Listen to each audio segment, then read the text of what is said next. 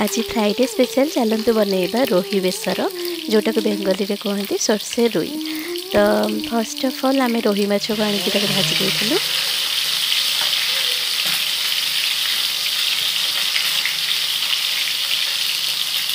माछ भजा तो चली किंतु गरम गरम माछ भजा खाइबा को मानक भल लगे कमेंट करंतु।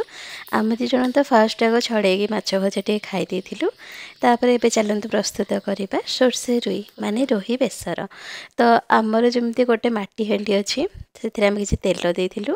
तेल जमती गरम हो गला से कला जीरा पकईली तापर लुण आउ लंका गुंड आउ किछि हळदी गुंड एको देइकिरी बस गोटे मिनिट ही ताकू टिके मिक्स करिकिरी से आड कर देइथिली मसला। तो मसला रे स्पेशली थिला सोरिष जीरा रसुण धनिया कंचा लंका आउ बस ए पेस्टा बनईकिरी ताकू दे देइथिली। तो जेतिकी जेहेतु सोरिष बेसी समय तो कषि हेनी पिता हो तो से पानी देला परे तापर आउ किछि आवश्यक मसला देकी ताकू भल भाबे फुटई देइथिली। जेमती से फुटीगला से माछ पकई देइथिली आउ माछ भी जमती टीना को फुटी अवस्था को आसला से दुईटा कंचा लंका दे देइथिली आउ टिके सोरिष तेल आउ किछि समय ताकू घोड़ेइबा को रख छाड़ देइथिली।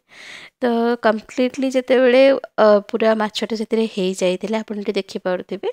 तो बहुत ही सुंदर लागुला स्मेलटा तो बहुत बढ़िया आसुथिला।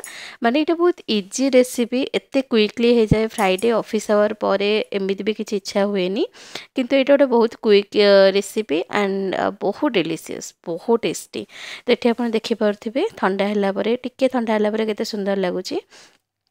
तापरे आम ताको बाढ़ी नहीं। तो मो खास करके टिके बेंगली स्टाइल रे माने मो भात ऊपर ही माछ मु नहीं जाइथिली प्लेटिंग कर देइथिली किंतु हस्बैंड कर कोन ना भात अलगा और तांकर तरकारी होची अलगा।